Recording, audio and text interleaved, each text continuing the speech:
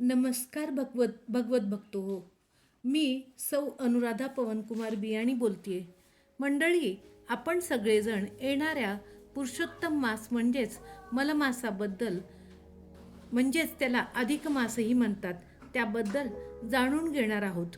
शेषशय्येवर निद्राधीन झालेल्या श्री विष्णूकडे मलमास जेव्हा आपल्याला हीन मास समजतात ही तक्रार घेऊन गेला, तेव्हा श्री विष्णूने त्याला समजावून सांगून मलमासाला अधिक महत्त्व दिले.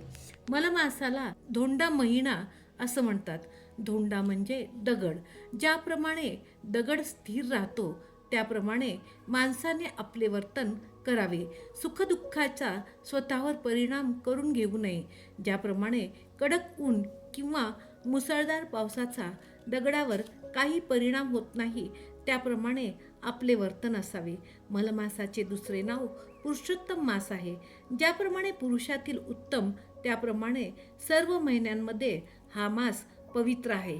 या महिन्यात जावयाला वाण देतात, कारण जावयाला श्री विष्णूचे स्वरूप मानले जाते व मुलीला लक्ष्मीचे रूप मानले जाते. या महिन्यात दानाचे खूप महत्त्व आहे. त्याविषयी तुम्हाला एक गोष्ट सांगावीशी वाटते. एक बाई हातात पूजेचे ताट घेऊन महादेवाच्या मंदिरात चालली होती. मंदिराच्या समोर रणरणत्या उन्हात एक बाई आपल्या लहान मुलाला घेऊन बसली होती. पूजेच्या ताटात दुधाने भरलेला तांब्या होत्या. त्या स्त्रीने त्यातील अर्धे दूध त्या बाळाला दिले व उरलेले महादेवाला अर्पण केले.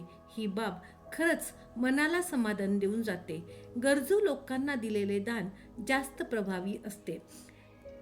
पूजाविधी अधिक मासात आपापल्या इच्छेनुसार किंवा सांगितलेल्या गुरुजीनुसार आपण करू शकतात आणि दानही देऊ शकतात. ती आपापली स्वतःची वैयक्तिक बाब आहे, हे मला सांगावेसे वाटते. गोपाल कृष्ण भगवान की जय.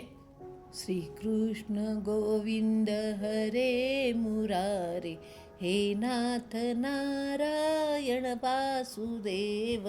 श्री कृष्ण गोविंद हरे मुरारे, हे नाथ नारायण वासुदेव. हे नाथ नारायण वासुदेव, हे नाथ नारायण वासुदेव, हे नाथ नारायण वासुदेव. श्री कृष्ण गोविंद हरे मुरारे, हे नाथ नारायण वासुदेव.